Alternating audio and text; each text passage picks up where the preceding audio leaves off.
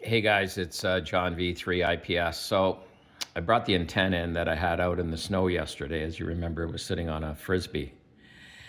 And, again, I'm still trying to figure this thing out. So, slick tripod. These little extensions here, they're about an inch, inch and a half. They actually add a lot more stability to this antenna that you would have thought. Great job on the extension whip, shock cord style. There is an adapter that goes on here. It allows you to stick it to 3/8-24, and I think there's an M8 or an M10 thread. I think I was able to connect it to the some red connector box I got. I think everyone's got one from AliExpress, except the whip I got was rusted. It was rusted out. Anyways. You buy cheap, you get cheap, right? But anyways, high quality stuff here. So with GABIL, as you guys know, I really like this 7350 unit. I like it a lot. Very handy. So what we've been playing around with, when I was at the Thunderbird Hamfest, there's this GABIL insert for their version of a tripod. But since I had this one, I just said, hey, maybe I could rejig it, play around with it.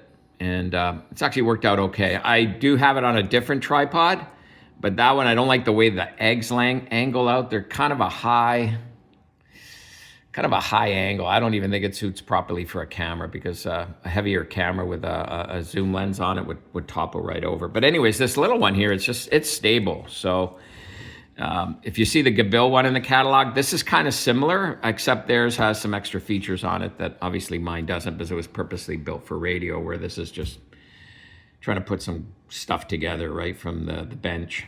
So this Faraday stuff. So I've been using and used for a while copper tape on this tape measure. And then I have some kind of a grommet on it.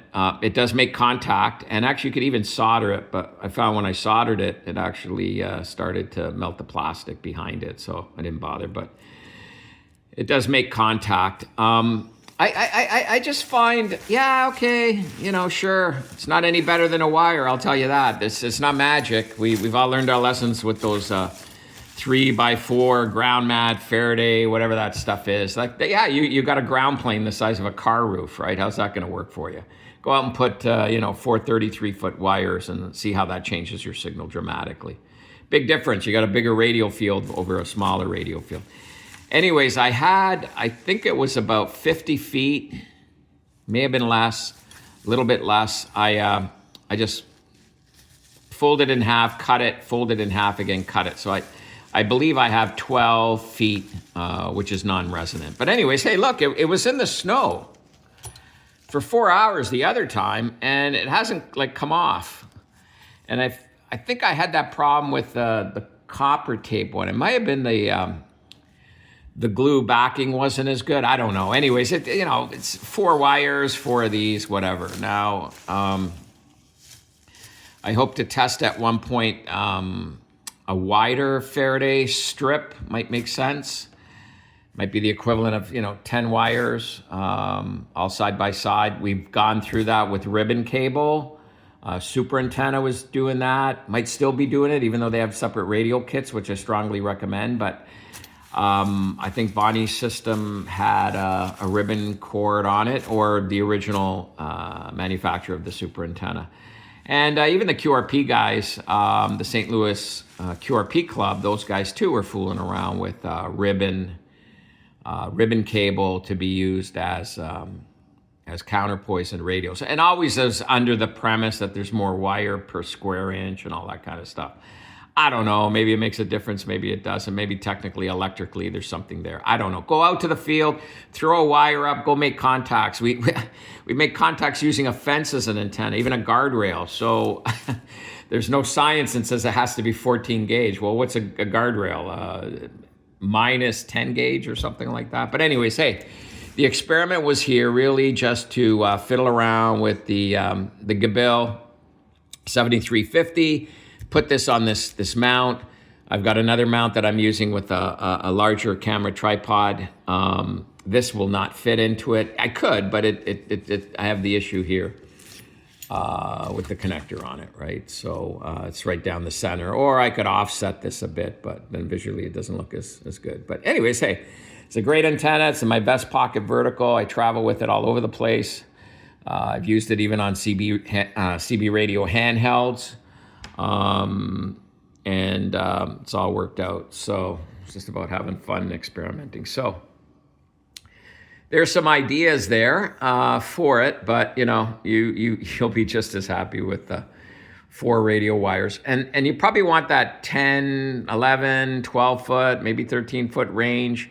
It's kind of non-resonant on any frequency, so you kind of want to avoid a resonance. I have not tried this yet with tuned radios, only because I just didn't want to bring 433 pieces of wire with me. I already have that in my res antenna kit. I don't want to pull those out and connect it to this, and you've got a 4 foot and an 8 foot antenna with the whip, and the radios are larger than the antenna, right? So in this case here, the radios are almost the same size as the antenna, but I think people have proven that 4, 5, 6, 7, 8 radios, 10 feet, even Commander, DX Commander is a good recommendation for that. 3 per lug, so you actually end up with I think 12. Around 10 feet untuned gives a better kind of radiation pattern, maybe a lower loss. Most of the current is within that center core, as opposed to be extended outwards. So,